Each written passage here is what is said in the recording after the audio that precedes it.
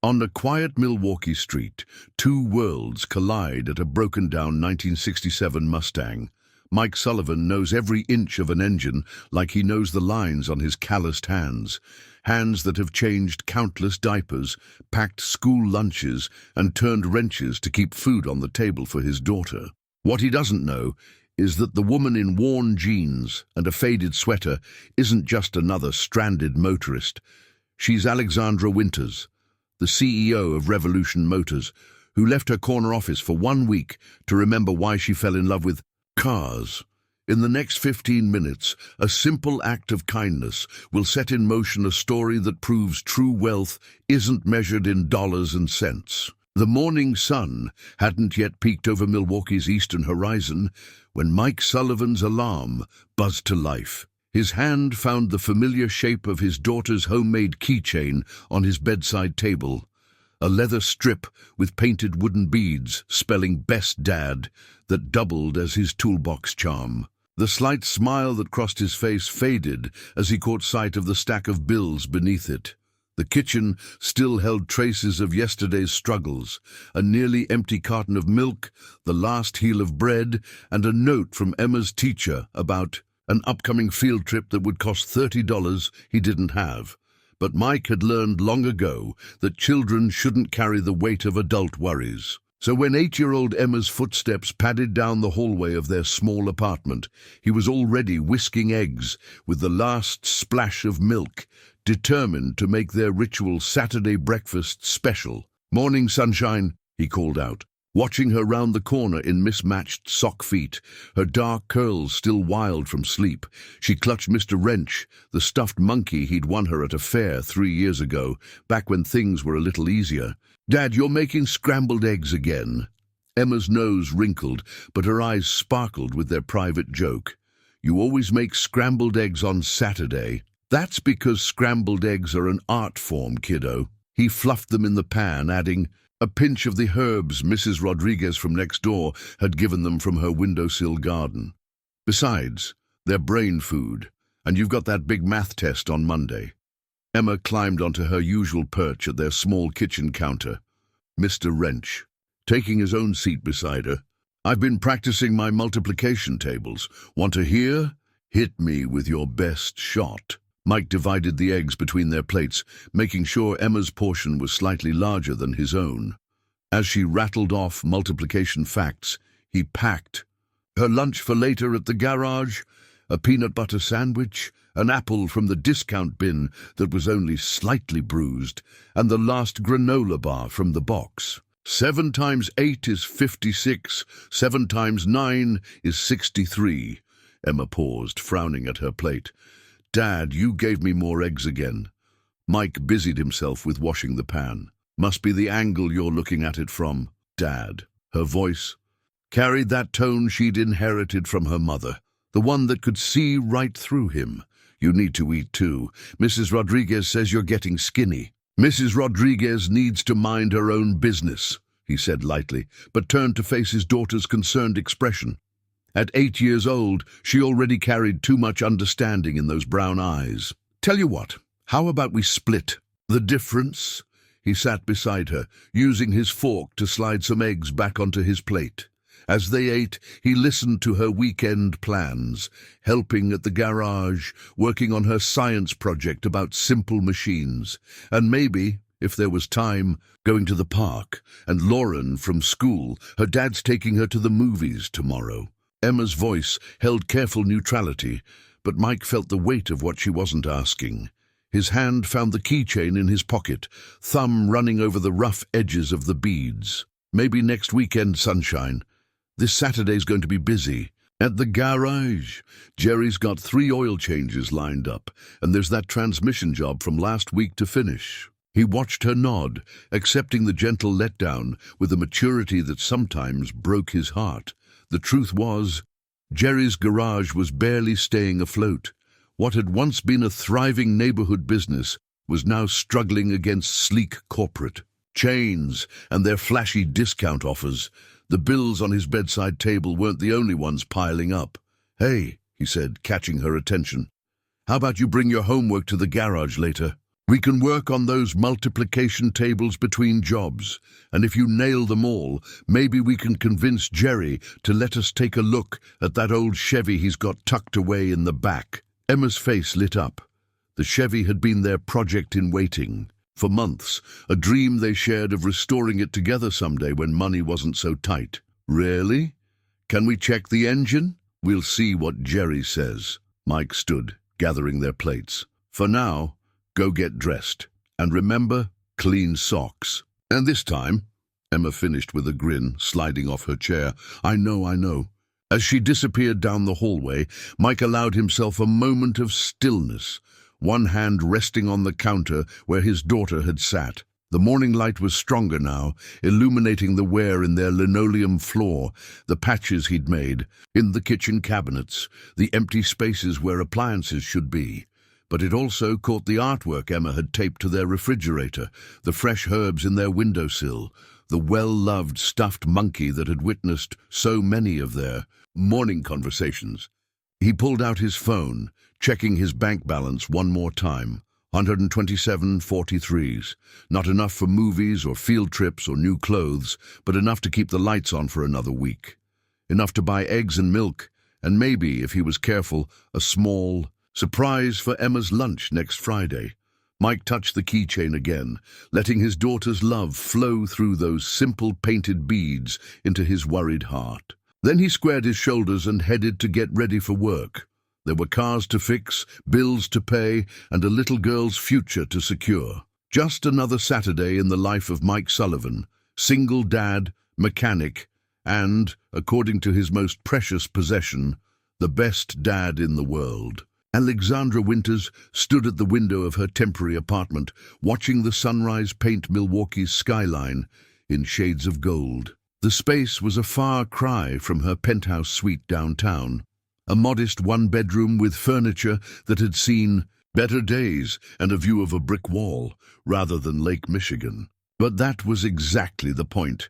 She shrugged on her father's old work jacket, the worn leather still carrying traces of motor oil despite countless cleanings. The jacket was her own private rebellion against the Armani suits hanging in her office closet, a reminder of weekend afternoons spent in his garage, learning the difference between a carburetor and a catalytic converter.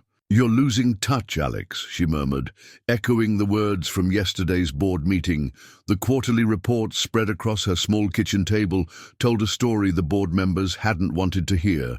Revolution Motors was becoming exactly the kind of company her father had started it to compete against.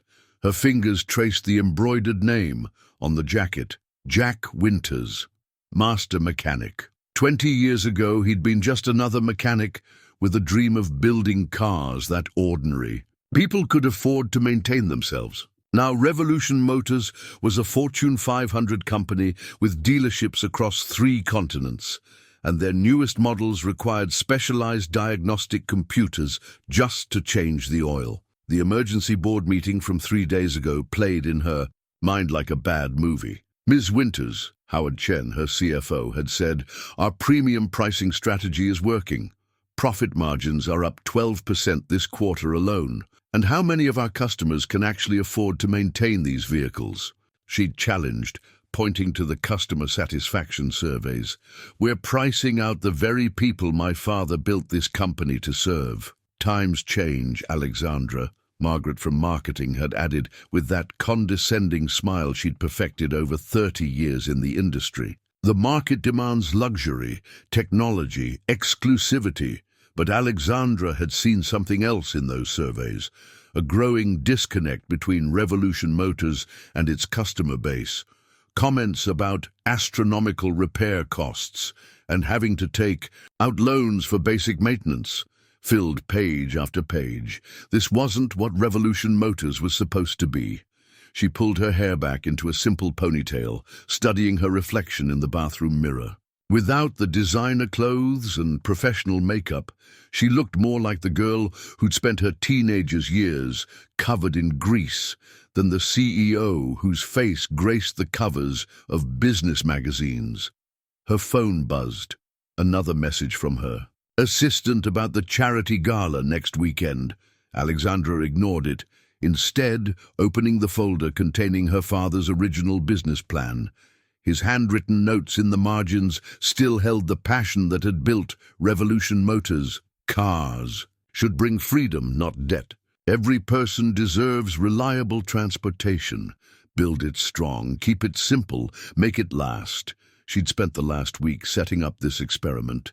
The apartment rental, the carefully crafted story about taking personal leave, the old Mustang she'd rescued from a junkyard, her father's favorite model. The board thought she was at a spa retreat in Aspen. Only her most trusted assistant knew the truth, and even she thought Alexandra was crazy. Maybe she was, but something had to change.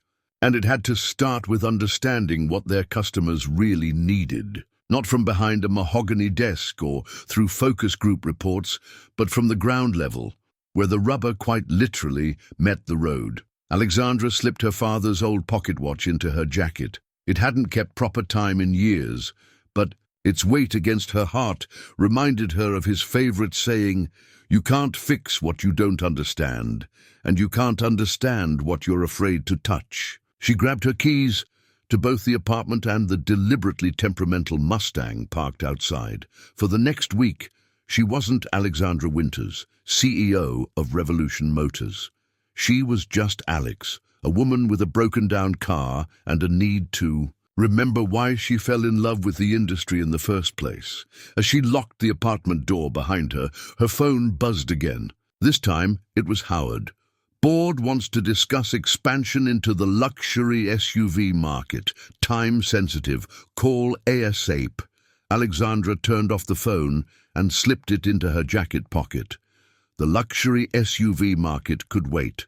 Right now, she had a date with a stubborn alternator and whatever mechanic was about to become part of her journey back to her company's roots. Jerry's Auto Repair sat like a time capsule among Milwaukee's changing landscape, its faded blue sign and weathered brick facade a testament to 30 years of honest service. Mike was already elbow-deep in a routine oil change when he heard the distinctive rumble of a classic engine, followed by the telltale sound of that engine dying. He emerged from under the Honda he'd been working on just as Jerry stuck his head out of the office. "Sullivan, got a live one pulling in. Think this is more your speed than mine." The 1967 Mustang rolled to a stop in front of the garage, its Highland green paint catching the morning sun. Mike felt his heart skip a beat, not just at the sight of the classic car, but at the way its driver handled the powerless steering, expertly maneuvering the heavy vehicle into place. "Alternators shot," the woman said as she stepped out, brushing a loose strand of hair from her face. "Plus, I'm pretty sure the voltage regulator's not doing its job." Mike raised an eyebrow, surprised by the precise diagnosis. Most customers came in with vague descriptions of strange noises or general complaints. "What makes you say that?"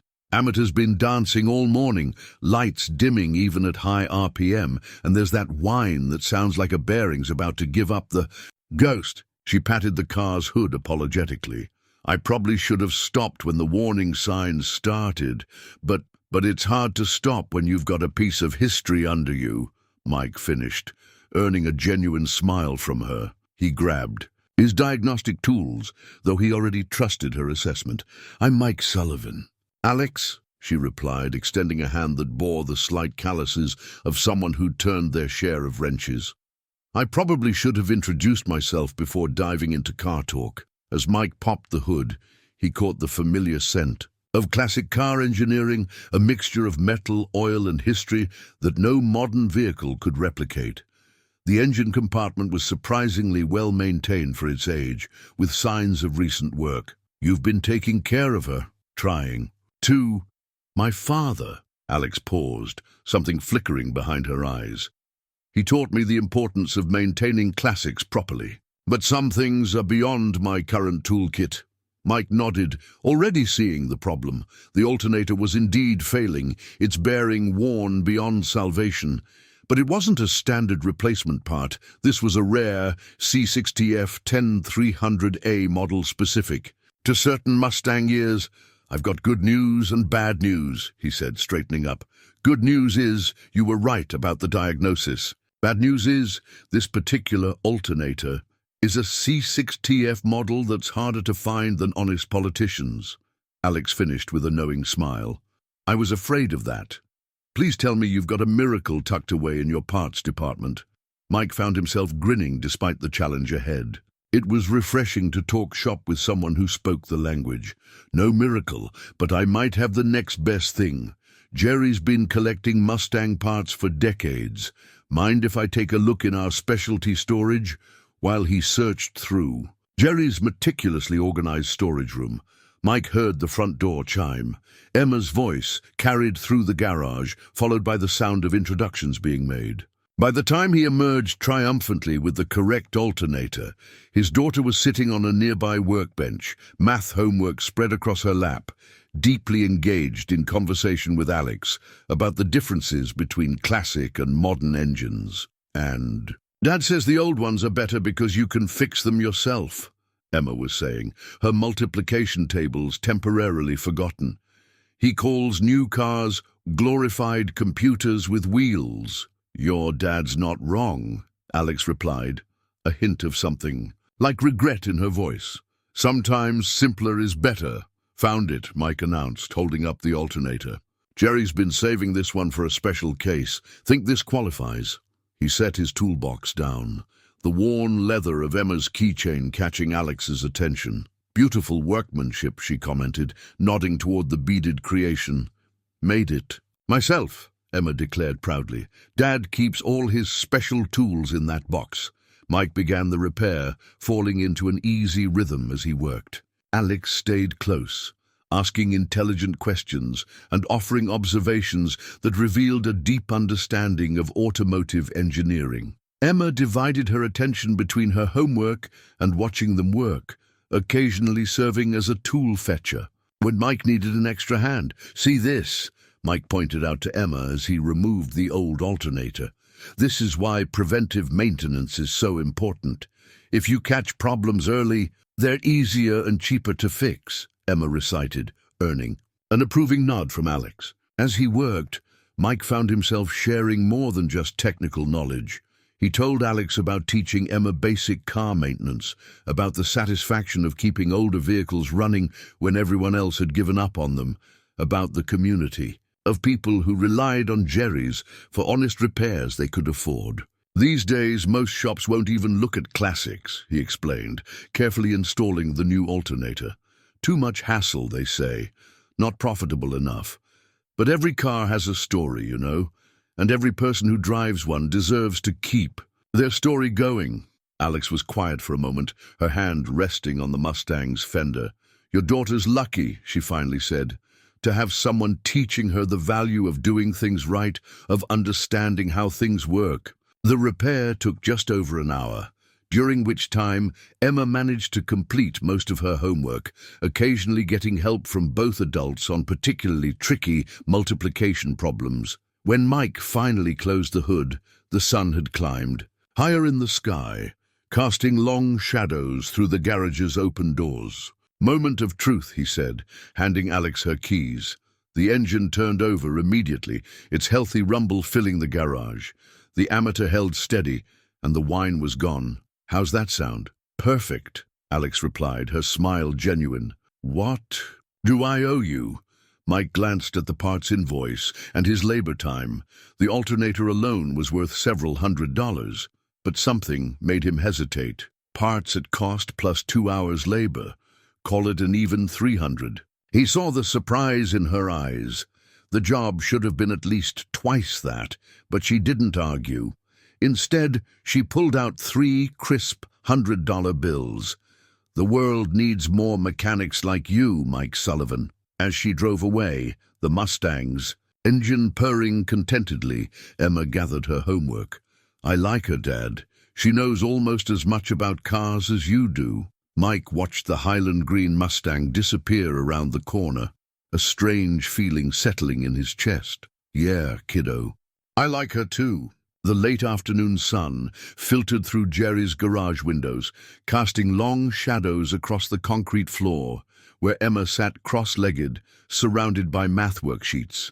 Alexandra lingered near her supposedly troublesome brake line, watching. Father and daughter interact while pretending to make a work call. So if you have 7 groups of 8, Mike crouched beside Emma, his coveralls streaked with the day's honest work. He pulled a handful of spare bolts from his pocket, arranging them in neat rows. That's 56. Emma's face lit up with understanding. Just like the spark plugs you showed me. 8 cylinders times 7 different cars. Mike's proud smile transformed his entire face. See, math is everywhere in the garage. Now try 9 groups of 8. Alexandra felt something twist in her chest. She'd grown up learning multiplication through engine components too, her father using pistons and valve arrays to make numbers come alive. The newspaper clipping she'd spotted in Jerry's office earlier, announcing Revolution Motors' record profits under her leadership, suddenly felt like an accusation rather than an achievement. "Mike," Jerry's voice carried from the office, heavy with concern. "Got a minute?" Alexandra watched Mike squeeze Emma's shoulder before heading into the office, the door closing behind him. Through the dusty window, she could see their silhouettes in serious conversation. Even without hearing the words, she recognized the posture of a man receiving bad news. "Dad's worried about the garage," Emma said quietly, startling Alexandra. The little girl had moved closer, her brown eyes serious. "He thinks I don't know, but I hear him talking to Jerry sometimes. The big car places are taking all their customers." Alexandra knelt beside her, helping to gather scattered worksheets. "Your dad seems like a very skilled mechanic." "He's the best," Emma stated with absolute conviction, "but people go to Quick Fix because it's cheaper. Dad says they use bad parts and do lazy work, but their commercials are on TV all the time, and we can't even afford to fix our sign." The Quick Fix name hit Alexandra like a physical blow. Revolution Motors had acquired the chain 6 months ago, part of their aggressive expansion strategy. She'd signed off on their predatory pricing policy herself, seeing only market share percentages, not the human cost. The office door opened, and Mike emerged looking slightly pale, but wearing a smile for his daughter. "How about we pack up, sunshine? It's getting late." "Can I show Alex my project first?" Emma asked, already pulling a crumpled paper from her backpack. "It's for science class. We have to show how simple machines make work easier." The paper turned out to be a carefully drawn family tree, but instead of relatives, Emma had filled it with different types of tools. At the top sat a wrench labeled Dad's Favorite. Empty spaces dotted the page like missing teeth. "See, levers and pulleys and stuff," Emma explained proudly. "Dad's helping me build actual examples using his tools. Though," she hesitated, glancing at her father, "we might need to make it smaller. Mrs. Rodriguez said we could borrow some tools, but nothing," Mike interrupted gently. "We'll figure it out, kiddo. We always do." Alexandra found herself speaking before she could stop herself. "I might have some old tools you could use, basic stuff I've been meaning to clear out. They're just gathering dust in my garage." The hope that flashed across Emma's face made Alexandra's carefully constructed cover story feel like a lead weight. She watched Mike's internal struggle play across his features, pride warring with practicality, his daughter's needs tipping the scales. "That's very kind," he said finally. "But we couldn't—" "I insist," Alexandra cut in. "Consider it payment for the excellent repair work. Besides," she added, seeing his continued hesitation, "tools should be used, not stored. My father taught me that." At least that part wasn't a lie. She could almost hear her father's voice. "Tools are meant to build things, Alex. Dreams, futures, communities. Don't let them sit idle when they could be changing lives." As Mike and Emma gathered their things, Alexandra made a show of checking her phone, using the moment to compose a quick email to her assistant. "Need full set of basic mechanical tools delivered to storage unit 247. Quality brands only. Essential for project success." She watched them leave through the gathering dusk, Emma's backpack bouncing, Mike's hand protective on her shoulder. The garage felt emptier without them, despite the cluttered shelves and lifts full of waiting. And cars. Jerry emerged from his office, a stack of bills in his hand and worry etched deep in his face. He started when he saw Alexandra still there. "Sorry, miss. Was about to lock up." "No problem. I was just leaving." She paused at the door. "You've got good people working here." Jerry's weathered face softened. "Mike's the best mechanic I've ever known. Man could fix anything if he had the right tools and parts. These days, though," he shook his head, looking around the garage, "hard to compete with the big chains. They're squeezing out little shops like this all over the city." Alexandra drove home in her perfectly running Mustang, her mind racing faster than the engine. The board meeting scheduled for Monday suddenly seemed like an opportunity rather than an obligation. She had been looking for a way to reconnect Revolution Motors with its roots. Maybe fate had just handed her the perfect solution. The question was, how much could she really help without revealing who she was? And if, when, the truth came out, would it destroy the fragile trust beginning to build between her and the Sullivans? Saturday morning brought a crisp autumn breeze and the sound of the Mustang's rumble back to Jerry's garage.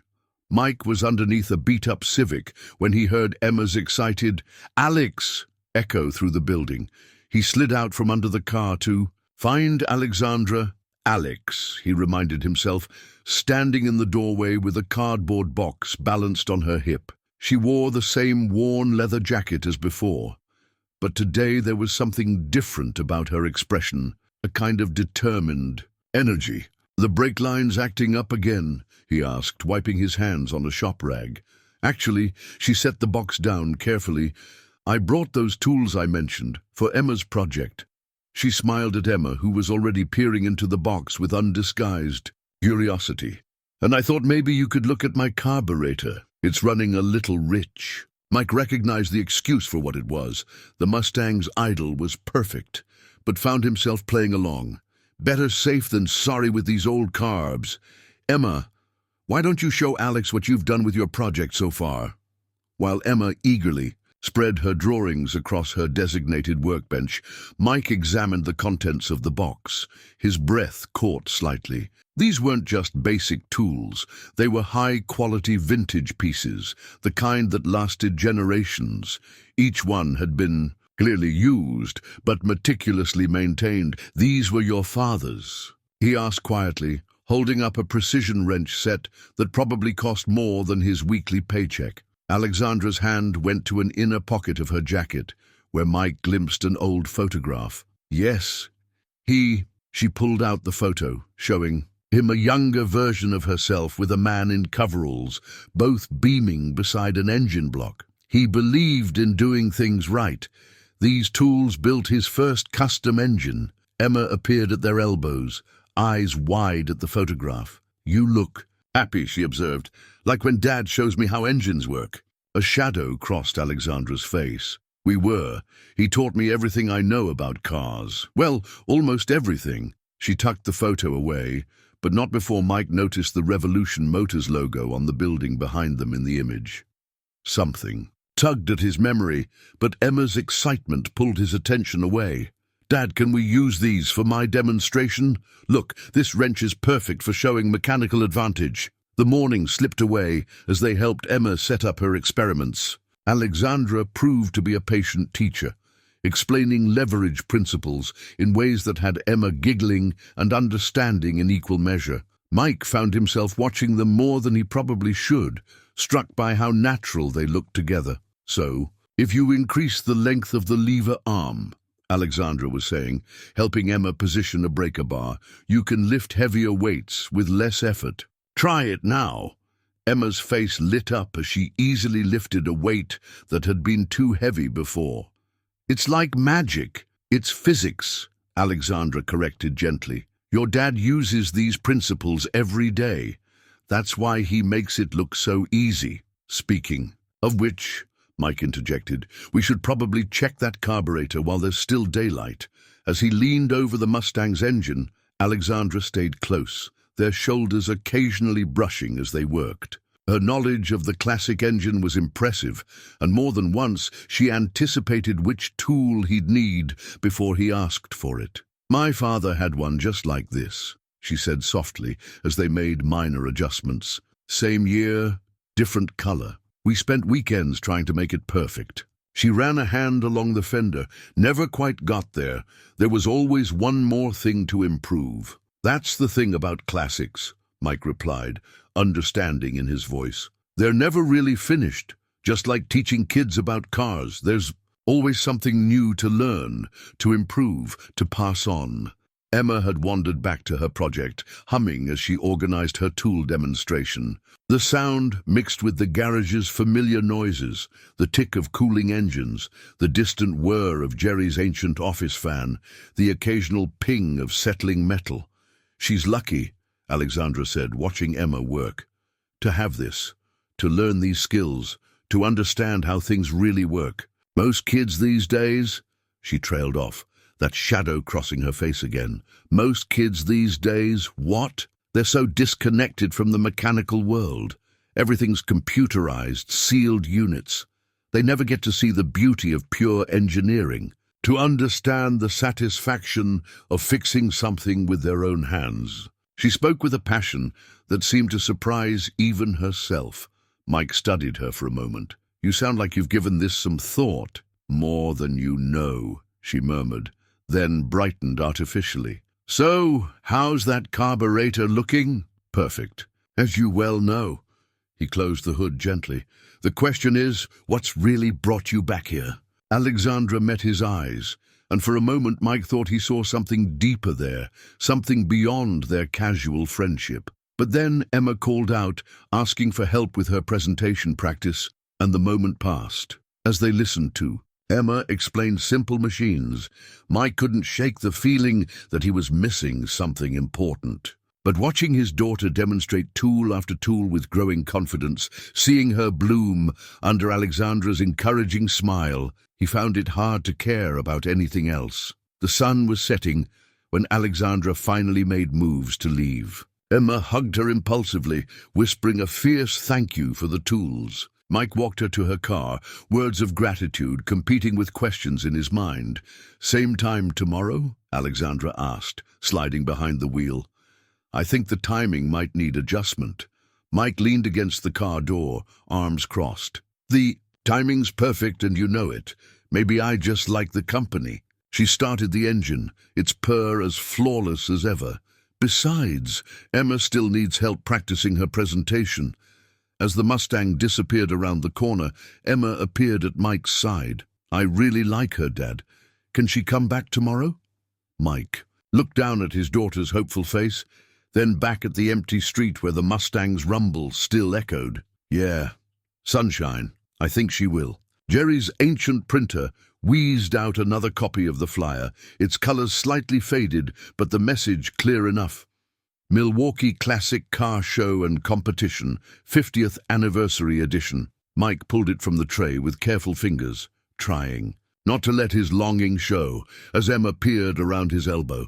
Look, Dad, they have a special category for restored American classics. Your work is way better than those cars we saw last year. Mike pinned the flyer to Jerry's cluttered bulletin board, right next to overdue bills and local business cards. Those cars had professional restoration, Sunshine, teams of people working with unlimited budgets. But you're better than whole. Teams, Emma insisted, her faith absolute. Remember Mr. Peterson's Chevelle? The fancy shop said it couldn't be fixed, but you did it. The bell chimed as Alexandra walked in, carrying what was becoming her usual Saturday morning coffee tray. She'd been coming by for almost 2 weeks now, finding increasingly creative problems with her Mustang that required attention. What? Couldn't be fixed? She asked, handing Emma a hot chocolate topped with mini marshmallows, a weekend tradition she'd started without discussion. Dad won't enter the classic car show, Emma reported immediately, warming her hands around the cup, even though he's the best mechanic in Milwaukee. Alexandra studied the flyer, something flickering behind her eyes. The Milwaukee Classic? That's prestigious. I heard the waiting list for entries is months long. Registration closed weeks ago. Mike confirmed, accepting the coffee she offered. Besides, the entry fee alone is more than my monthly utilities. He tried to keep the bitterness from his voice, conscious of Emma's attentive ears. That's not the only reason, though, is it? Alexandra's question was gentle but knowing. Mike glanced at his daughter, now happily sipping her chocolate on her usual perch. "Emma, why don't you go sort those recycled parts we talked about, the ones for your school project?" Once Emma was out of earshot, Mike turned back to Alexandra. "You've seen what we're working with here. Basic tools, salvaged parts, no lift. For detailed undercarriage work. The cars in that show, they have custom paint booths, computer-guided diagnostic systems, teams of specialists. And yet," Alexandra ran her hand along the Mustang's fender, "sometimes the most impressive restorations come from people who understand cars in their bones, not their laptops." Before Mike could respond, Jerry burst from his office, waving a letter. "Sullivan, you're not going to believe this." The older man was practically vibrating with excitement. "Remember that Chevy we've been saving in the back? The one Emma's always asking about?" He thrust the letter at Mike. "Local Heritage Society wants to sponsor its restoration. Full funding, parts allowance, the works. Says they heard about your work from a satisfied customer." Mike scanned the letter, his heart racing. The Chevy had been their dream project, a 1957 Billionaire that Jerry had inherited from his father, too costly to restore, but too precious to sell. The funding numbers in the letter made his head spin. "There's more," Jerry continued. "They want it done in time for the Classic. They're offering us a guaranteed entry spot, fees paid. Says they want to showcase local restoration talent." Mike looked up to share his amazement with Alexandra, but she was suddenly very focused on her coffee cup. This is incredible, but the show's in 6 weeks. Even with funding, that's barely enough time." "Time for what?" Emma had wandered back, drawn by the adult's obvious excitement. Jerry grinned. "Time for your dad to turn that old Chevy into a show winner." Emma's shriek of joy echoed off the garage walls. "We're going to restore it. Really? Can I help? Can Alex help too?" Mike found himself laughing at her enthusiasm, even as his mind raced through the logistics. "Slow down, sunshine. This is serious business. We'd need to—" "I could help," Alexandra offered quietly.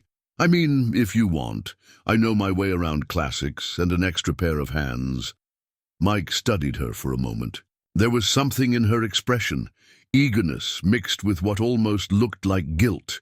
But then Emma was tugging at his hand, pulling him toward the covered bulk of the Chevy, and the moment passed. "Please, Dad, we could work on it together.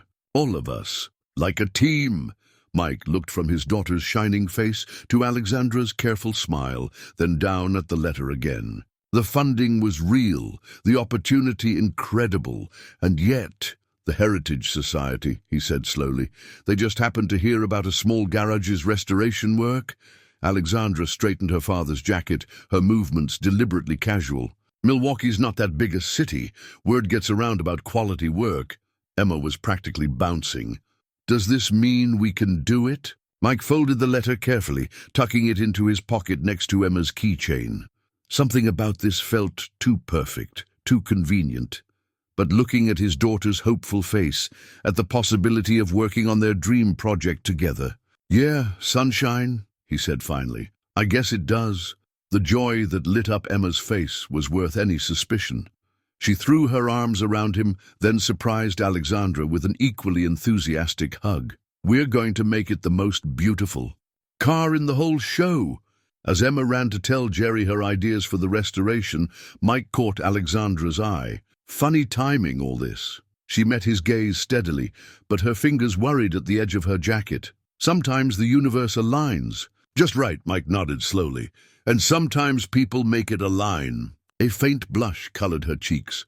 But before she could respond, Emma was back, clutching the show flyer like a treasure map. "Can we start today, please?"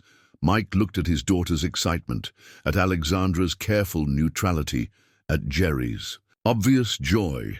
Whatever was really going on here, maybe it didn't matter as much as what could come from it. "All right," he said, rolling up his sleeves. "Let's see what we're working with."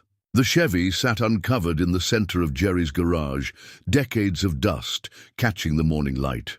Mike ran his hand along its faded paint, remembering all the times Emma had begged to peek under its protective tarp. Now she stood beside him, her school notebook clutched to her chest, ready to document every step of their restoration journey. "Where do we start?" she asked, pen poised over a fresh page. "With history," Alexandra answered from the other side of the car. She'd arrived early, trading her usual coffee delivery for a box of cleaning supplies and a thick reference manual on 57 Chevys. "Every restoration tells a story. What's this one's?" Jerry emerged from his office with a folder yellowed with age. "My father bought her new," he said, carefully extracting her original purchase receipt. "Drove her for 30 years, then gave her to me. Planned to restore her together, but—" he shrugged, the weight of past time heavy in the gesture. Mike watched Alexandra examine the receipt with careful fingers, noting how her eyes lingered on the dealership name. Something shifted in her expression before she tucked the paper back into its folder. "Emma," she said, "want to help me make a restoration?" "Timeline! We can put it right next to your family tree of tools." As they worked, Mike began his initial assessment. The engine would need a complete rebuild, the upholstery was beyond salvation, and rust had taken hold in the usual places. But the bones were good. Jerry's father had clearly loved this car. "Dad!" Emma called out. "Alex says I can help with the interior. She says it's like making a whole new home for the car." Mike glanced up to see Alexandra showing Emma fabric swatches, explaining the differences in materials and their historical accuracy. His daughter was absorbing every word, adding notes to her ever-growing project book. "You're good with her," he said quietly when Emma went to show Jerry her timeline. Alexandra's hands stilled on the fabric samples. "She reminds me of myself at that age, always wanting to know how things work, why they matter." She paused. Then added softly, "My father would have loved her." "Would have?" "He passed away 5 years ago." She pulled her father's photo from her jacket pocket, studying it with distant eyes. "Sometimes I wonder if he'd be proud of the choices I've made since then." Before Mike could respond, Emma returned with her family tree project, now expanded, to include automotive terms and restoration goals. "Look, I added a whole new branch for the Chevy. See? It shows how everything connects." Mike studied the carefully drawn diagram. Emma had placed the Chevy at the center, with branches spreading out to connect tools, people, and parts. One branch led to Alex, with multiple sub-branches showing everything she'd taught Emma about cars and restoration. "That's beautiful work." "Sunshine," he said, noting how Alexandra had gone very still beside him. "But you've left some spaces empty." Emma nodded seriously. "Those are for future stuff, like when we win the car show and whatever comes next. Mrs. Rodriguez says families keep growing if you let them." Alexandra turned away abruptly, but not before Mike caught the shimmer in her eyes. She busied herself with the manual, but her hands trembled slightly as she turned the pages. They worked through the morning, cataloguing needs and making plans. Alexandra's knowledge of classic cars proved invaluable, though sometimes she'd catch herself mid-explanation and grow quiet, as if remembering to hold something back. Around noon, Jerry ordered pizzas, a garage restoration tradition, he declared. As they sat among parts and plans, Emma proudly showed off her project book to anyone who would look. "And here's where I'm tracking everyone's special skills," she explained, pointing to a new page. "Dad's the engine expert, Jerry knows all the car's history, and Alex," she beamed at Alexandra, "Alex knows everything about making old things new again." Mike watched Alexandra's face soften at Emma's words. Whatever secrets she was keeping, her connection with Emma was genuine. He'd learned to trust his daughter's instincts about people. She had a way of seeing straight to their hearts. "Speaking of special skills," Alexandra said, recovering her composure, "want to learn about paint color matching? It's like being a car detective." As Emma eagerly joined her at the workbench, Mike found himself studying them both. His daughter's project had started as a simple school assignment about tools and machines. Somehow it had grown into something more, a record of connections being built, of trust taking root, despite secrets and uncertainties. Jerry appeared at his elbow, watching the scene with knowing eyes. "Sometimes," the older man said quietly, The best restorations aren't just about the cars. Mike nodded, his hand finding Emma's keychain in his pocket.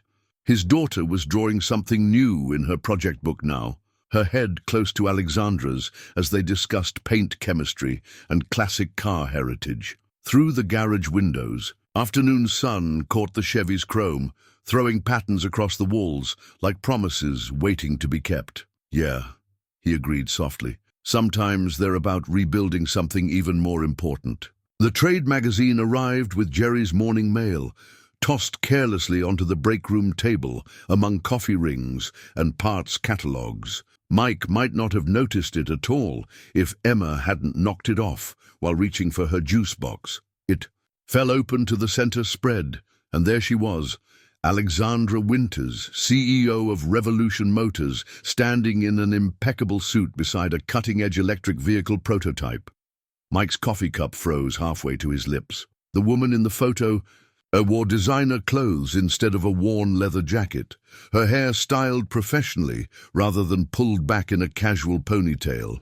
But those eyes, he'd spent the last 3 weeks looking into those eyes across an engine block, watching them light up when Emma mastered a new concept or soften when discussing her father's legacy. "Dad?" Emma's voice seemed to come from far away. "You're spilling your coffee." He set the cup down carefully, his other hand smoothing the magazine page. The article's headlines swam into focus. Revolution Motors CEO Alexandra Winters leads industry evolution. From classic roots to electric future. The pieces clicked into place with devastating clarity. The Heritage Society's mysterious sponsorship, the convenient timing, the way she sometimes caught herself mid-sentence, as if remembering to maintain a role. Her deep knowledge of not just classics, but modern automotive engineering.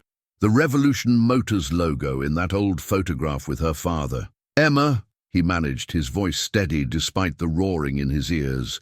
"Could you go help Jerry with those inventory sheets he mentioned?" "But please, Sunshine." Once Emma had reluctantly left the room, Mike read the article, each word adding weight to the betrayal building in his chest. Alexandra Winters had taken over Revolution Motors 5 years ago after her father's death. Under her leadership, the company had acquired multiple smaller chains, including Quick Fix, the very operation threatening Jerry's garage. The article praised her visionary leadership and market dominance strategies. The bell over the door chimed, and he heard her familiar footsteps, followed by Emma's delighted greeting.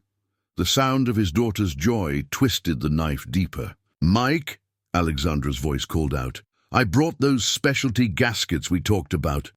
She appeared in the break-room doorway, a paper bag of parts in one hand, coffee tray in the other. The smile died on her face when she saw the magazine spread open on the table.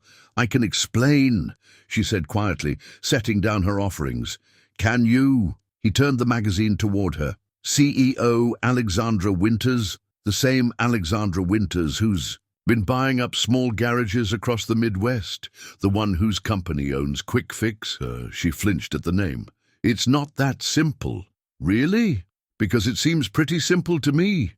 He stood, needing to move, to do something with the energy coursing through him. Was any of it real, or was this all just some corporate experiment? "See how the other half lives?" "Mike, please, you knew about Jerry's situation, about Emma's project, about—" He stopped, the realization hitting him fresh. The Heritage Society sponsorship. "That was you, wasn't it?" Alexandra's silence was answer enough. "Dad?" Emma's voice startled them both. She stood in the doorway, clutching her project book. "What's wrong?" Mike watched Alexandra's face crumple at the worry in Emma's voice. At least that pain seemed genuine. "Nothing's wrong, Sunshine," he said, mustering a calm he didn't feel. "Alex and I just need to talk about some business things. Why don't you go work on the Chevy's interior sketches?" But Alex was going to show me how to match the original. "Our colors today." Alexandra took a shaky breath. "Emma, I need to tell you something. I haven't been completely honest." "No." Mike's voice was sharp. "You don't get to do that. You don't get to be the one to disappoint her." Their eyes met. Over Emma's head, a world of unspoken words passing between them. Finally, Alexandra nodded.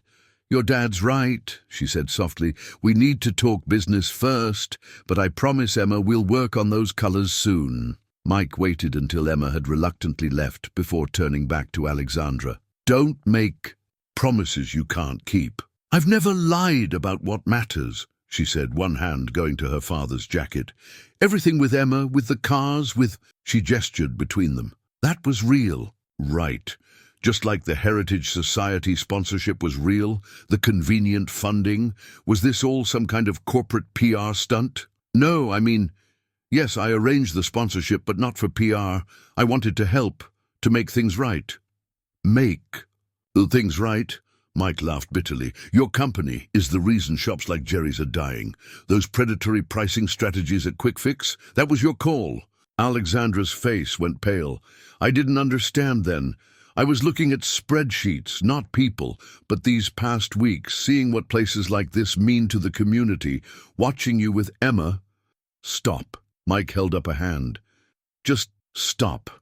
I need you to leave." "Mike, please, let me explain everything. Now." His voice was quiet but firm. "And don't come back. Emma doesn't need any more disappointments in her life." Alexandra stood very still, her hand still clutching her father's jacket. Then, slowly, she reached into her pocket and withdrew a business card, placing it on the table. "When you're ready to hear the whole truth," she said softly, "call me. If not for yourself, then for Emma, for Jerry, for everything we talked about making right." She turned to go, then paused at the door. "For what it's worth, my father would have loved this place. He would have understood exactly why I fell in." She caught herself. "Why I needed to remember what really matters in this industry." Then she was gone. Through the window, Mike watched her climb into the Mustang, probably worth more than Jerry's entire garage, and drive away. The magazine still lay open on the table, its glossy pages reflecting the overhead lights, like accusations. From the garage came the sound of Emma humming as she worked on her project book, probably adding new details to her growing family tree of cars and connections.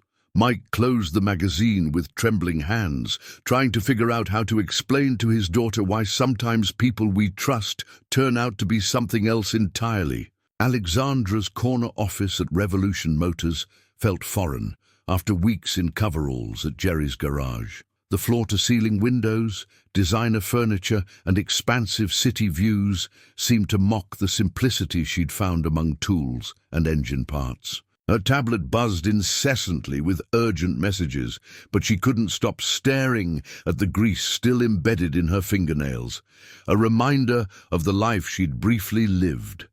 "Ms. Winters," her assistant's voice crackled through the intercom. "The board is waiting in the conference room.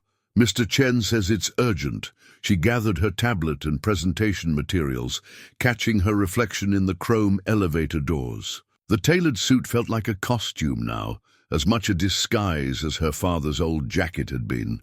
The board members fell silent as she entered, their faces a mix of concern and disapproval. Howard Chen, her CFO, stood at the head of the table, a series of graphs displayed on the screen behind him. "Alexandra," he began without preamble, "we have a situation. The Quick Fix acquisition metrics are falling short of projections. We're losing market share in key areas, particularly in Milwaukee." She settled into her chair, noting the emergency meeting documents scattered across the polished table. "Show me the numbers." Customer retention is down 40% in the past month alone. Reviews mention quality concerns, lack of trust. They're going back to local shops, even with our competitive pricing. Howard flipped through slides rapidly. "We need to adjust our strategy. I suggest another 15% price reduction, aggressive marketing." "No." Alexandra's voice cut through his presentation. "We're not dropping prices further." "With all due respect," Margaret from marketing interjected, "we can't let sentiment interfere with business decisions. If small local shops can't compete, can't compete?" Alexandra pulled up her own data on the conference room screen. Let me show you something about those small local shops. She displayed photos from her weeks undercover. Jerry's garage, the community bulletin board, Mike teaching.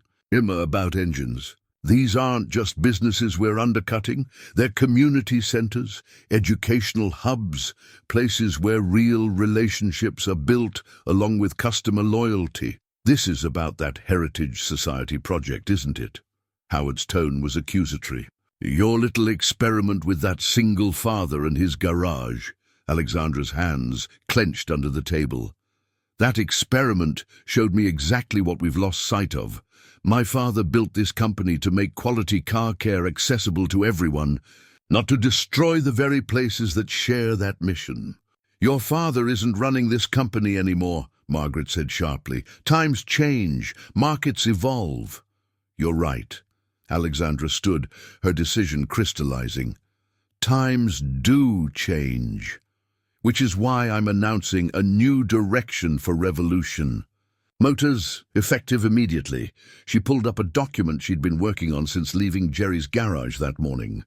We're converting quick-fix locations into community partnership centers. Local mechanics will be offered management positions, maintaining their independence while gaining access to our resources and supply chain.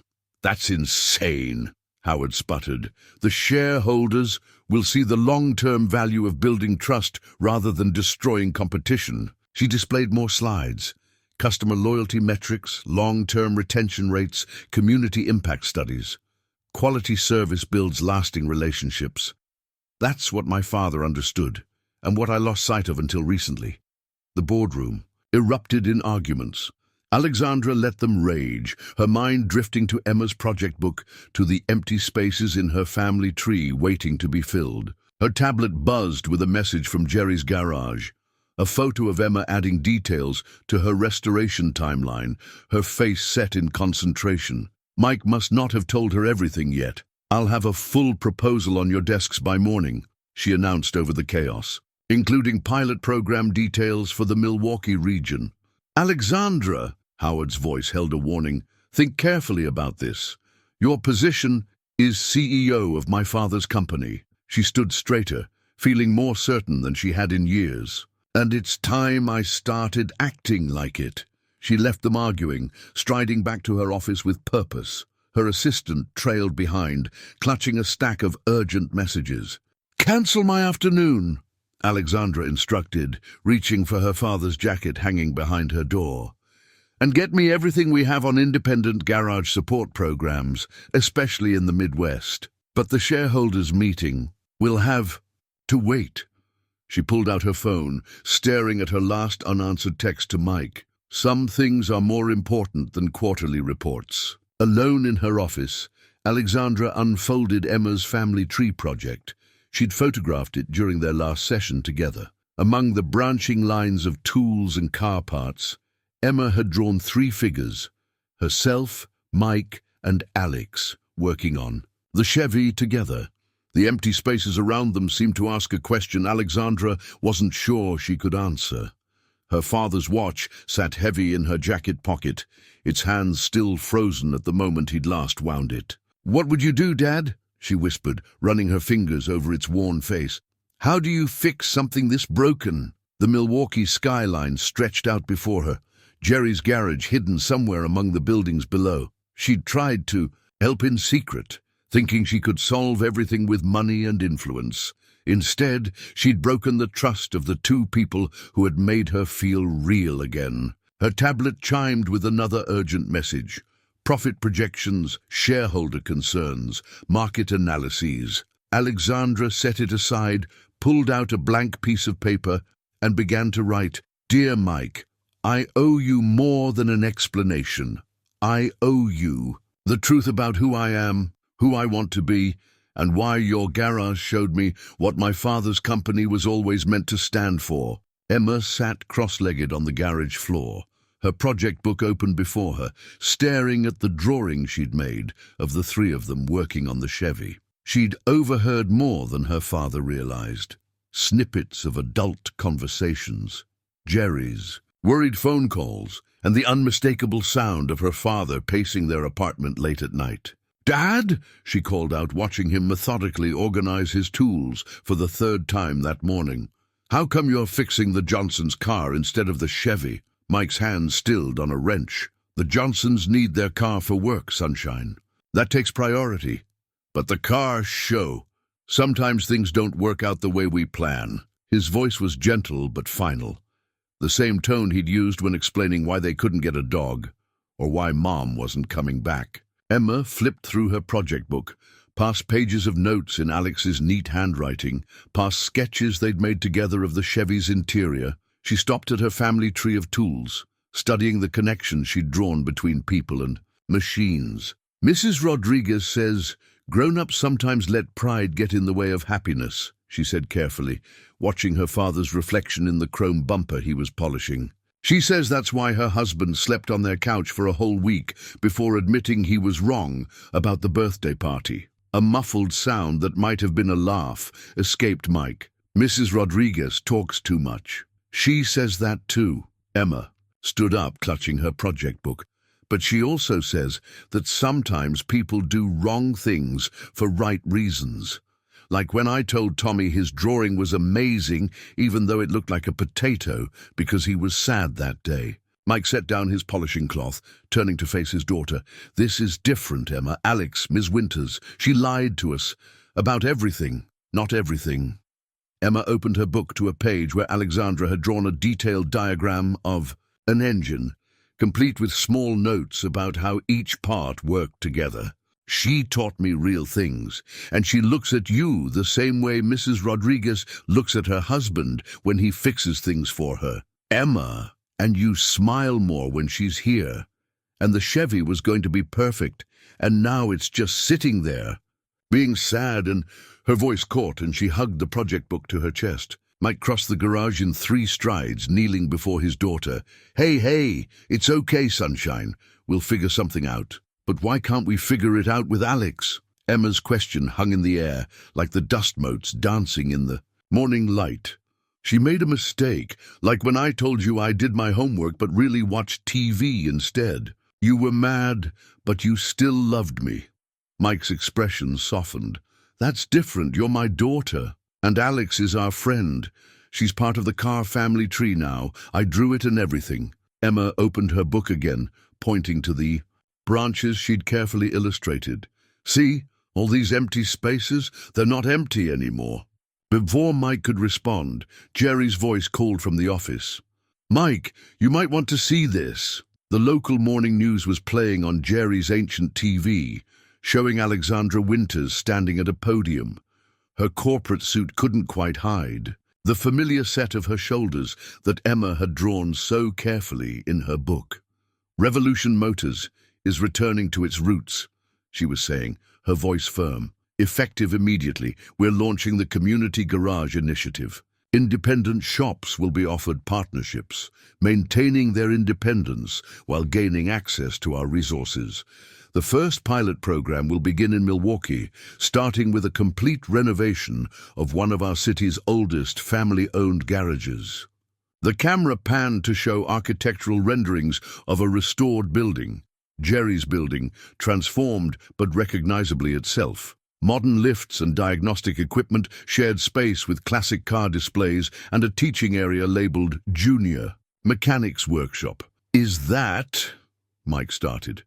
"There's more," Jerry said quietly, handing him an envelope that had just been delivered. Inside was a letter, handwritten on Revolution Motors letterhead. "Dear Mike, this isn't an apology.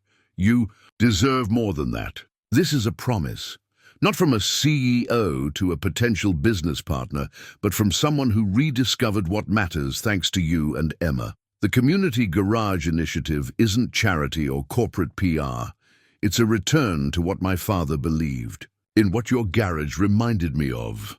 The cars aren't just machines, they're connections between parents and children, between communities and dreams, between people who might never have met if not for a supposedly broken-down Mustang. The offer stands, whether you want me to be part of it or not. Jerry's garage will be the flagship location, if you'll accept.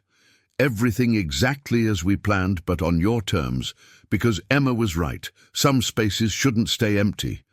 The choice is yours, Alexandra. Alex. Emma tugged at her father's sleeve.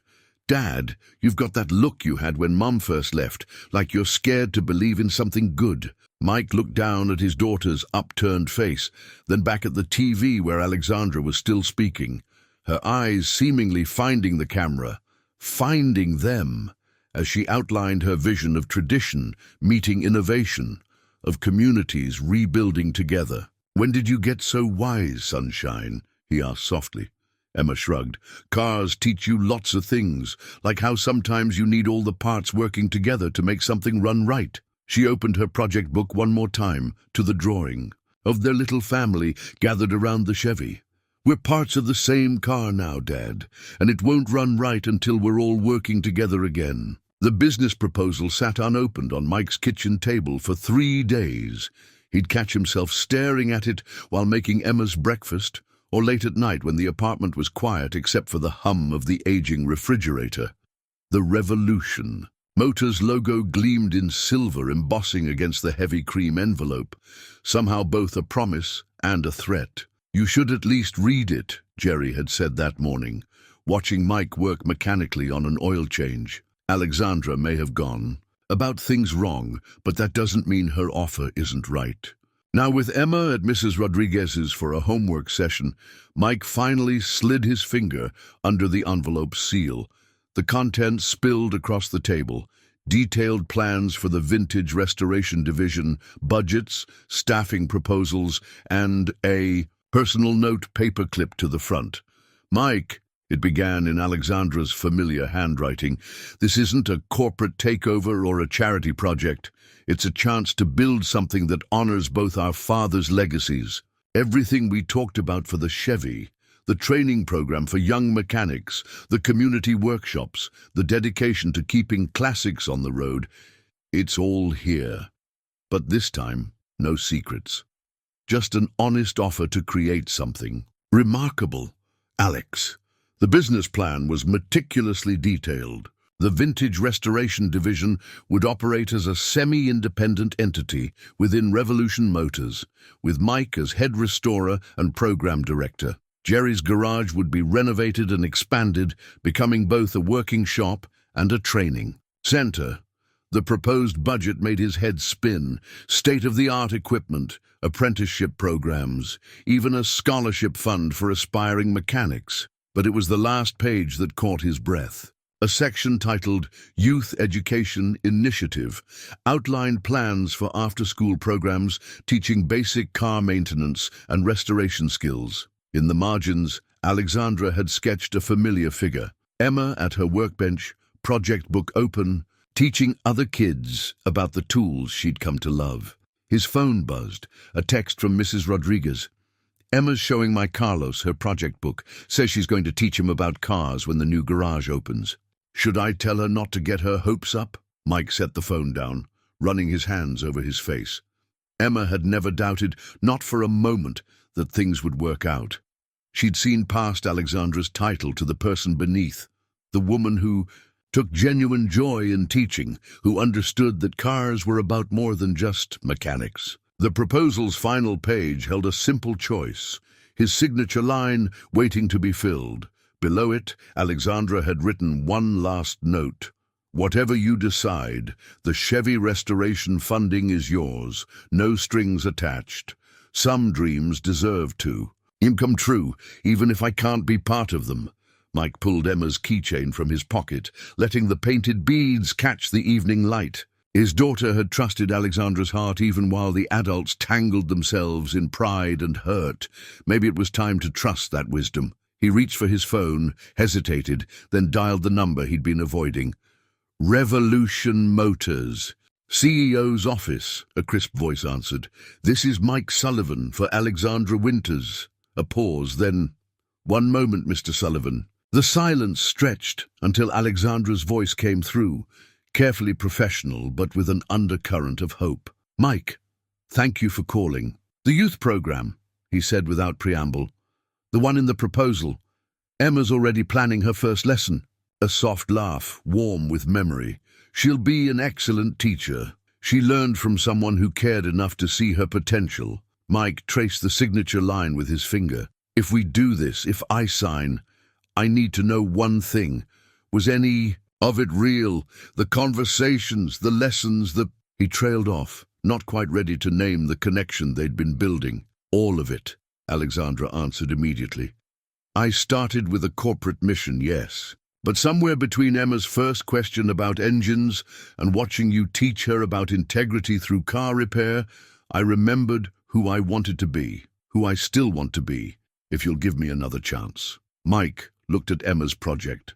Book, lying open to the family tree of tools and connections she'd drawn. The empty spaces she'd talked about seemed to glow with possibility. The Chevy, he said finally. If we do this, we finish it together. All of us. No more secrets. No more hidden agendas. Just three people who love cars and want to pass that love on to others. Alexandra agreed softly. Mike picked up his pen, looking at the proposal that promised to transform not just Jerry's garage, but their entire future. One more condition, he said. You have to explain to Mrs. Rodriguez why she was right about pride getting in the way of happiness. She'll never let me hear the end of it otherwise. Alexandra's laugh, real and unguarded, filled the line. Deal. The morning of Alexandra's board presentation dawned clear and crisp. She stood in her office, smoothing her father's leather jacket over her suit, a deliberate choice that had raised her assistant's eyebrows. But today wasn't about corporate appearances. It was about remembering who she really was. Her phone chimed with a message from Mike. Emma insisted you need this for luck. Attached was a photo of a small drawing from her project book. The Chevy, surrounded by smiling stick figures, with family fixes everything, written in careful third-grade script. Before she could respond, Jerry's garage number flashed on her screen. Everything okay? She answered quickly. Depends. Mike's voice held a hint of amusement. Is your board ready to meet their new head of vintage restoration? Because Emma's giving me presentation tips, and apparently I need to smile more. Alexandra felt tension she hadn't realized. She was carrying Melt away. Just wait until she starts critiquing your slides. About that, there was a pause, filled with the familiar sounds of the garage. I found my old business card, from when I first dreamed of running my own shop. Kept it all these years as a reminder. Think it's time to make a new one. She could picture it. Worn edges, faded text, years of hopes held between cheap cardstock. Bring it to the presentation. Some dreams deserve witnesses when they come true. 2 hours later, Alexandra stood before the Revolution Motors board, her father's jacket giving her strength as she outlined their new direction. Mike stood beside her, looking surprisingly comfortable in business casual, that old business card visible in his breast pocket. This isn't just about preserving classic cars, she explained, displaying images of Jerry's garage alongside architectural plans for its transformation. It's about preserving knowledge, craftsmanship, and community. Every independent garage we partner with brings decades of expertise and customer relationships, combined with our resources. She nodded to Mike. He stepped forward, his natural confidence with engines translating surprisingly well to the boardroom. Let me show you what that combination can build. He pulled up photos of the partially restored Chevy, now a symbol of everything they hoped to achieve. This isn't just a car, it's 3 generations of history, skills passed from father to child, community coming together. And with Revolution Motors support, it's also the future. As Mike walked the board through his vision for the vintage restoration program, Alexandra watched their expressions shift from skepticism to interest. Even Howard seemed engaged by the projected revenue streams from specialized restoration services and training programs, and the youth education initiative, Margaret asked, reviewing the proposal. Alexandra smiled. I believe we have an expert joining us to discuss that very topic. The boardroom door opened right on cue. Emma walked in, project book clutched to her chest, wearing the junior mechanic coveralls Alexandra had specially made. Mrs. Rodriguez followed discreetly, giving Mike a knowing wink before taking a seat in the back. "Hi," Emma began, her voice small but growing stronger. "I'm Emma Sullivan, and I want to tell you about how cars can teach us everything important." She opened her project book, now professionally bound and reproduced for each board member. "See? Every tool has a purpose, just like every person. And when you put them together, right?" She launched into an explanation of simple machines that somehow became a metaphor for community, family, and trust. By the time she finished, even the most hardened board members were hiding smiles. Howard was actually taking notes. "That was enlightening," the CFO admitted. "Ms. Winters, Mr. Sullivan, you have provisional approval for the pilot program. We'll want quarterly reviews, of course." The rest of the meeting passed in a blur of signatures and handshakes. As the board filed out, Margaret paused beside Alexandra. "Your father would be proud," she said quietly. "Not of the business plan, though that's solid, but of you remembering what he built this company for in the first place." Later, in the garage, Emma proudly taped her new business card, Junior Mechanic Training Coordinator, next to Mike's old one on Jerry's bulletin board. Alexandra watched them from across the garage, feeling more at home among the tools and engine parts than she ever had in her corner office. "Having second thoughts?" Mike asked, joining her. "About the program?" "Not a chance." She caught his reel, meaning, "About us? Only that I didn't tell you the truth sooner." He took her hand. Calluses matching calluses. Some things take time to rebuild. Good thing we're all mechanics here. From the workbench, Emma called out excitedly about the Chevy's latest progress. They turned together, walking toward their shared future one step at a time, the past's shadows growing shorter in the garage's warm light. The Chevy gleamed under Jerry's garage lights, its restoration nearly complete after weeks of intensive work. Mike stood back, studying the curve of the fender where he'd just finished color sanding the paint. The car show was 2 days away, and every detail had to be perfect. "Looking good, Sullivan," Jerry said, admiring the deep blue finish they'd chosen, a color that had sparked an hour-long debate between Emma and Alexandra about historical accuracy versus artistic vision. Emma had won, arguing that since the car was about future as much as past, it deserved a color that represented both. "Dad!" Emma burst through the door, Alexandra right behind her, both carrying bags from the art supply store. "We got everything." For the display board, Alex helped me design it on her computer first.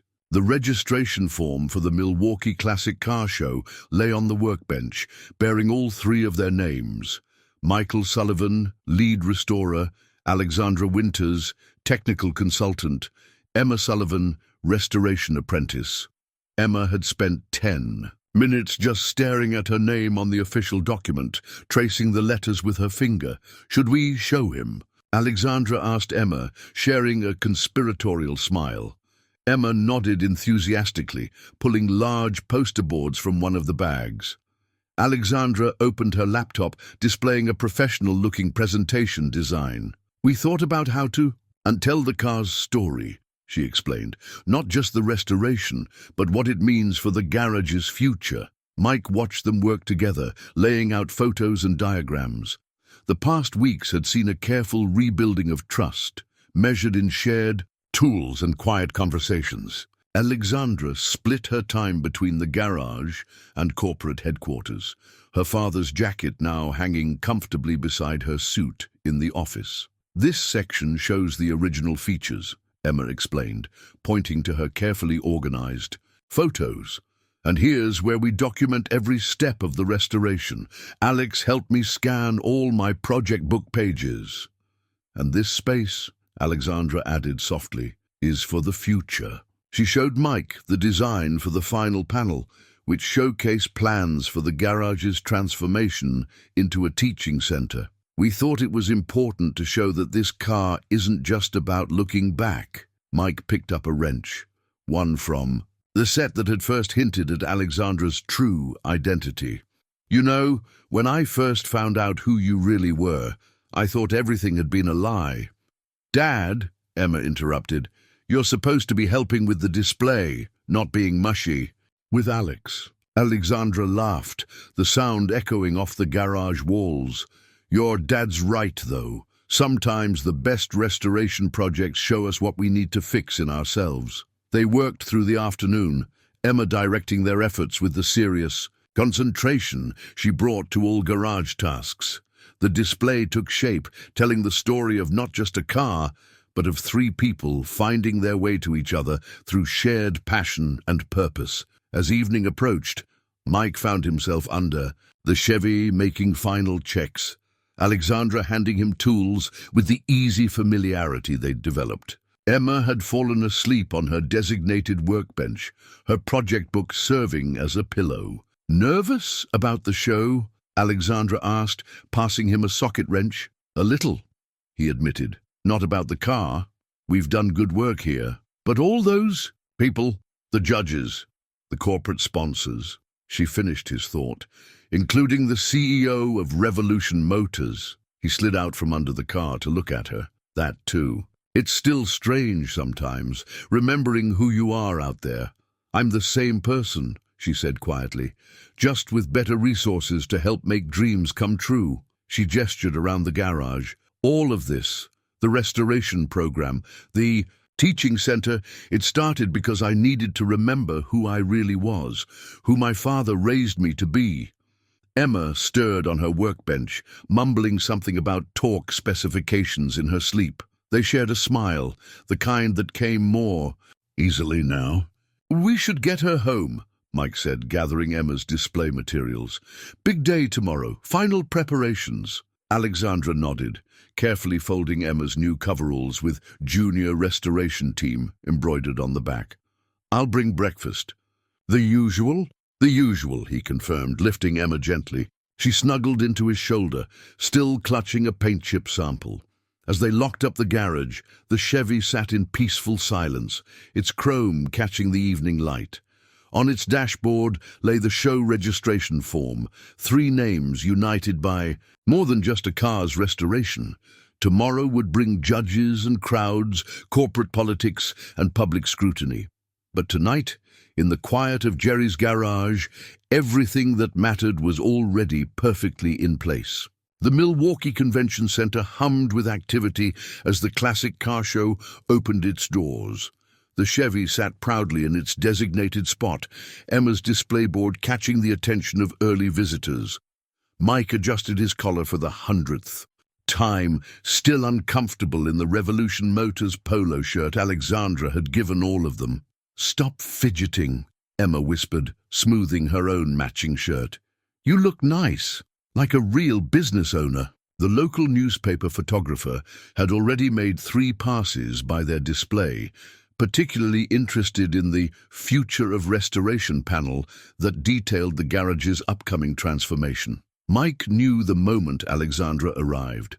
A ripple of recognition passed through the crowd as the CEO of Revolution Motors made her way to their display. "Ready for this?" she asked quietly, taking her place beside them. Before Mike could answer, the first judge approached. The elderly man studied the Chevy's restoration with an expert's eye, noting the perfect panel gaps and flawless paint.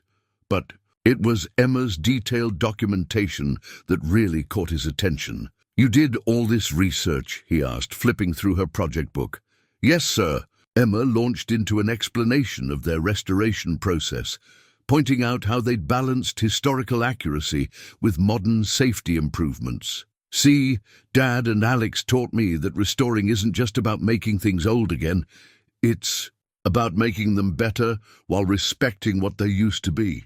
The judge's eyebrows rose at Alexandra's name, looking between her and the car with new understanding. "Ms. Winters, this is quite a departure from Revolution Motors' usual projects." "Actually," Alexandra smiled, resting her hand on the Chevy's. "Fender, this is exactly what Revolution Motors was always meant to be about.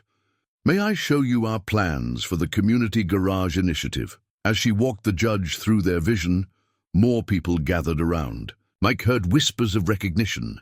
saw phones recording the CEO of Revolution Motors explaining the importance of preserving automotive heritage through community engagement. A reporter from the local automotive magazine pushed forward. "Ms. Winters, is it true that you worked undercover at a local garage to develop this program?" Emma grabbed Mike's hand as Alexandra met his eyes, silently asking permission. He nodded slightly. Their story would come out eventually, better to tell. "In their way. I went looking for what my company had lost sight of," Alexandra began. "I found it in a father teaching his daughter about more than just cars, about integrity, craftsmanship, and the value of community. This Chevy isn't just a restoration project. It's the beginning of a new chapter for Revolution Motors, returning to the principles my father built it on, with help from some pretty good mechanics," Mike added, surprising himself by speaking up. The story spread through the show like wildfire. The CEO who went undercover, the single dad and his daughter, who helped her rediscover her company's soul, the classic car that brought them all together. By afternoon, their display was the most visited in the show, and this is where we'll have the teaching area, Emma explained to yet another group, pointing to the garage plans. "So other kids can learn about cars too, just like I did." The local paper's photographer returned, this time with a reporter. "Would you mind a family photo by the car for the front page?" Mike started to correct him, to explain that they weren't actually a family, but stopped when he saw Emma's hopeful face. Alexandra stepped closer, her shoulder brushing his.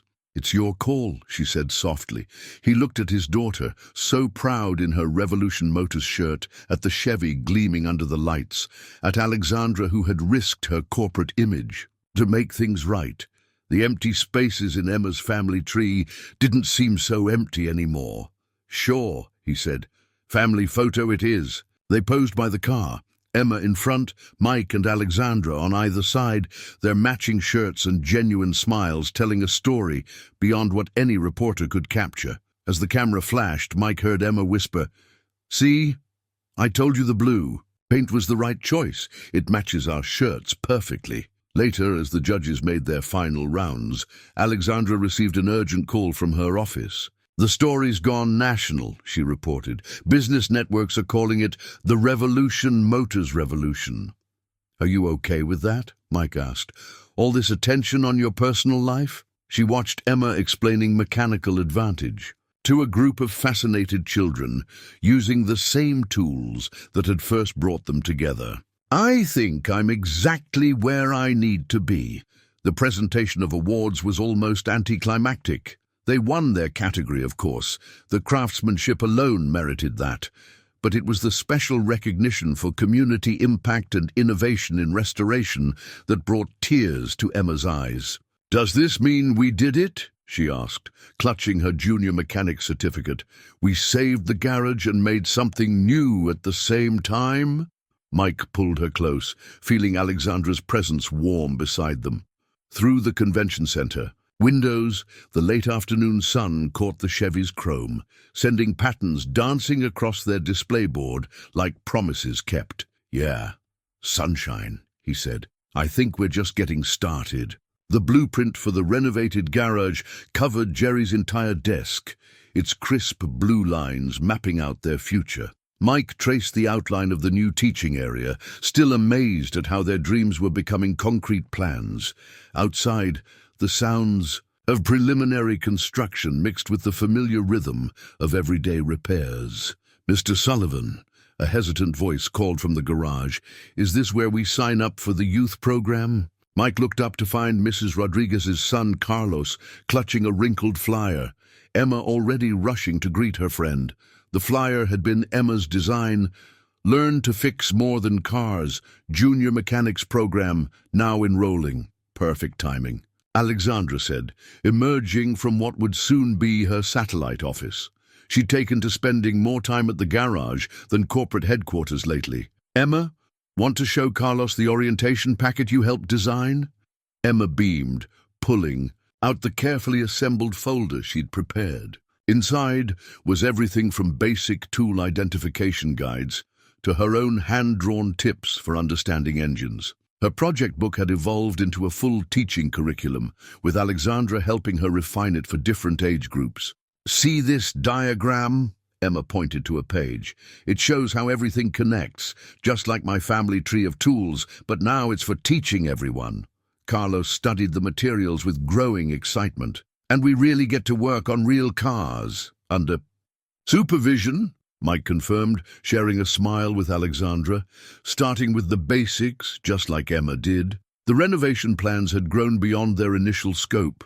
What started as a simple modernization had evolved into a comprehensive community center. The blueprint showed not just updated repair bays and state-of-the-art equipment, but classroom spaces, a historical vehicle display area, and a dedicated youth workshop. "Dad," Emma called out, "can I show Carlos the special project?" Mike nodded, watching as she led her friend to where the Chevy now sat in a place of honor. The car had become more than just a show winner. It was their proof of concept, a testament to what passion and collaboration could achieve. Alexandra joined him at Jerry's desk, her corporate attire now perfectly at home among the shop tools. "First registration for the youth program," she noted. Though technically, Emma's been running an unofficial pilot program with the neighborhood kids for weeks. She wasn't wrong. Ever since the car show, Emma had appointed herself unofficial ambassador for their vision. Her school presentation about simple machines had turned into a full assembly about careers in automotive technology. The local paper's coverage of their story, classic cars and modern dreams, a Milwaukee garage's renaissance, was proudly displayed on the wall, right next to Emma's original family tree of tools. "Speaking of programs," Alexandra continued, pulling out a tablet, "the first batch of professional certification courses is ready for review. I thought you might want to—" She trailed off, noticing Mike's expression. "What?" "Just remembering. When you first pulled up in that Mustang," he said, "if someone had told me then that we'd be here now—" Their conversation was interrupted by the arrival of more families, flyers in hand. Word had spread quickly through the community. The garage that had served generations was evolving into something new, while keeping its heart intact. As Mike helped Alexandra and Emma walk the growing group through their plans, he caught sight of Jerry standing in his office doorway. The older man watched the scene with misty eyes, his father's original garage sign still visible through the window behind him. "Your dad would be proud," Mike said quietly when he passed by. "Both of them." "Would be?" Jerry nodded, straightening the blueprints on his desk. "Already are, I'd say. Look at all this. It's exactly what both our fathers believed in. Cars bringing people together, knowledge being passed down, community growing stronger." Outside, construction crews were measuring for the new sign. Jerry's Community Garage and Revolution Motors Technical Center would soon rise above the entrance. But the old sign would stay too, mounted in a place of honor inside, a bridge between past and future. Emma's voice carried across the garage as she excitedly explained the youth program to the gathered families. "And the best part is, you learn more than just fixing cars. You learn how everything works together, the tools, the people, the dreams, just like my dad and Alex taught me." Mike felt Alexandra's hand slip into his, their shared calluses a testament to the work that had brought them here. Around them, the garage hummed with possibility. Tools being organized, plans being made, futures being built, one careful step at a time. Mike found Alexandra in the newly renovated teaching area after hours, surrounded by family photos she was arranging on the wall. Her father in his Revolution Motors coveralls, Jerry's father with the Chevy when it was new, and in the center, their car show photo, Emma beaming between them in their matching shirts. "Emma wants to add her latest school picture to the wall," he said, joining her. "Says every family needs a photo gallery." Alexandra's hands stilled on the frame she was adjusting. "Mike, about that, I've been thinking." "Dangerous habit," he teased, but his tone softened when he saw her expression. "What's on your mind? Everything's changing so fast. The garage, the programs, us."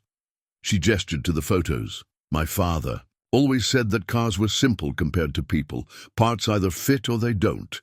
And you're wondering if we fit. The evening light filtered through the garage's new windows, casting long shadows across the floor where they'd first met. Through the office door, they could see Emma at Jerry's desk, adding details to the family photo wall timeline she'd created. "I'm wondering if it's too much," Alexandra admitted. "CEO of Revolution Motors dating the head of restoration, the board's already asking questions about conflicts of interest." "Let them ask." Mike took her hand, running his thumb over the calluses. They both still maintained despite their new roles.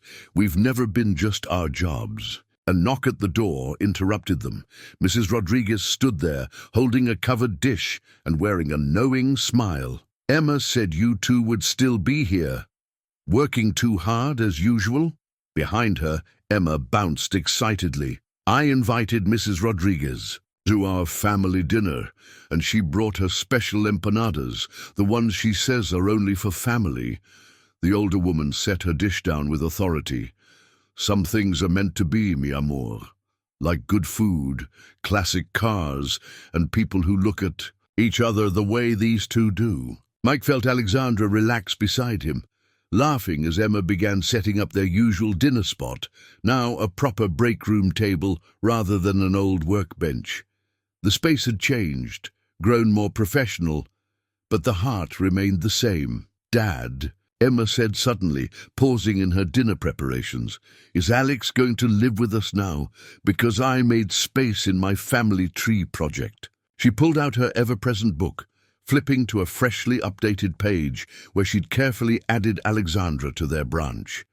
The adults exchanged startled looks while Mrs. Rodriguez chuckled. "Out of the mouths of babes," she murmured, busying herself with the empanadas. "Emma?"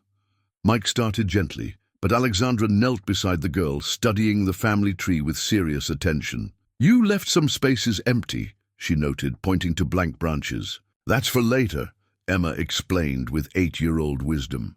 "Mrs. Rodriguez says families grow better when you don't rush them, like how you have to wait for engine parts to cool before you can handle them safely." Mike joined them, looking at the careful additions Emma had made. Not just Alexandra, but Jerry, Mrs. Rodriguez, even Carlos connected by dotted lines representing friendship and chosen family. "Your dad and I are still figuring things out," Alexandra said carefully, "but no matter what, you're stuck with me as a teaching partner." "And maybe more?" Emma asked hopefully. "Because you make Dad smile like he used to in the old pictures, and you know about cars and business. And you never tell me I'm too young to learn important things." Mrs. Rodriguez cleared her throat pointedly. "The empanadas are getting cold, and some things need time to find their own way. Come eat." As they gathered around the table, Mike, Emma, Alexandra, and Mrs. Rodriguez, the garage settled around them with familiar creaks and sighs. Through the window, they could see the new sign gleaming above the old one, both catching the last rays of sunset. "To family," Mrs. Rodriguez raised her water glass. "Both the kind we're born with and the kind we build ourselves." Emma clinked, her glass solemnly. "Like a really good engine," she added, "all the parts working together." Mike felt Alexandra's hand find his under the table as they watched Emma share her mechanical wisdom with Mrs. Rodriguez. Some things, like classic cars and growing love, couldn't be rushed, but they could be built carefully, with patience and skill and heart. 1 year later, the Milwaukee Classic Car Show buzzed with even more energy than before. The Revolution Motors community garage display drew constant crowds, anchored by the now famous '57 Chevy, wearing a custom license plate that read, "Family." But it wasn't just the car people came to see, and this is how you check the timing, Emma demonstrated to a group of junior mechanics, her confidence grown along with her expertise. She wore her instructor badge proudly, the youngest certified teacher in their rapidly expanding youth program. Mike watched from the edge of the display, remembering last year's show and all that had changed. The garage's transformation had exceeded even their ambitious plans. 6 more community garage locations had opened across the Midwest, each partnering with local mechanics to preserve their independence while providing resources and support. Ready for the announcement. Alexandra appeared beside him, somehow managing to look perfectly at home in both corporate attire and the light smudge of grease on her cheek from the morning's demonstration. As ready as a guy can be to officially become Revolution Motors National Director of Heritage Programs, he replied, still adjusting to the title. Though I think Emma's more excited about moving into the house than my promotion. Alexandra smiled, touching the simple ring on her left hand. She's already planned where every tool in the garage will go, including that first set I brought over, the ones that weren't really extra at all, he teased, drawing her closer. Best mistake I ever made, she murmured. Their moment was interrupted by excited chatter from the crowd. Jerry had arrived, pushing his father's restored toolbox, now a teaching aid for their historical preservation program. Behind him, Mrs. Rodriguez led another group of families touring the youth program display. "Dad! Alex!" Emma called out. "It's time for my presentation." They joined the gathering crowd as Emma took her place at the podium. Her project book, now published as the official Junior Mechanics Training Manual, sat open beside her, but she didn't need to reference it. As she spoke about the power of restoration, community, and family. "Sometimes the best things happen when we're fixing something else," she explained, gesturing to the Chevy. "This car taught me that family is like a really good restoration job. You start with something strong, add new parts that fit just right, and end up with something even better than before."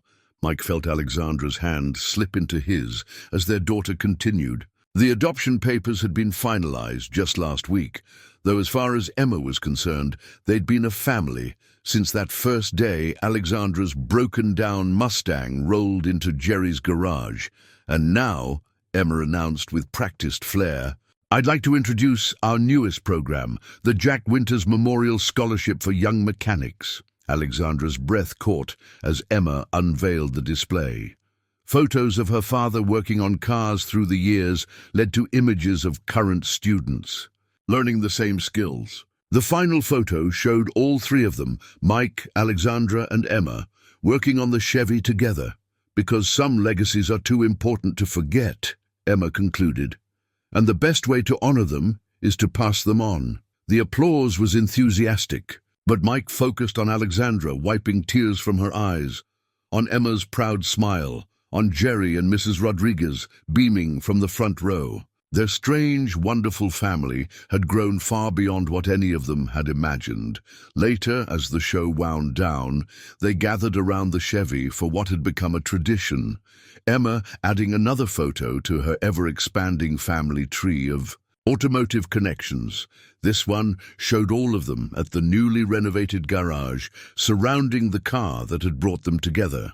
"Perfect fit," Emma declared, smoothing the photo into place, just like Alex's Mustang breaking down at exactly the right garage. "That wasn't actually," Alexandra began, but Mike squeezed her hand. "Some breakdowns fix everything," he said. Softly, Emma closed her project book with satisfaction, looking around at her assembled family, related by blood, law, and love of cars.